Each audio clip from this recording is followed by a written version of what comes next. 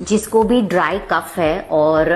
जैसे खू करके खांसी आती है पर बलगम नहीं निकलता है और at the base of the throat ना थोड़ा सा म्यूकसी जैसा गोला जैसा लगता है कि कुछ स्वॉलो करते टाइम पे कुछ अटक रहा है, ऐसा फीलिंग आती है, तो उसके लिए एक दमदार इलाज मैं बोल रही हूँ, जिसमें आपको लेना है 1 ग्लास पानी, उसके अंदर आपको डालनी है लाइक 2 स्लाइसेस ऑफ जिंजर, 3 से 4 ब्लैक पेपरकॉर्न, 2 तुलसी लीव्स, एक छोटी सी लाइक से ½ इंच ऑफ मुलेठी का, जेठी मत भी उसको बोलते हैं, उसका टुकड़ा, एंड 1 चम्मच ऑफ गुड़, उसको बॉईल कीजिए and just boil till the water is half, उसको स्ट्रेन कीजिए एंड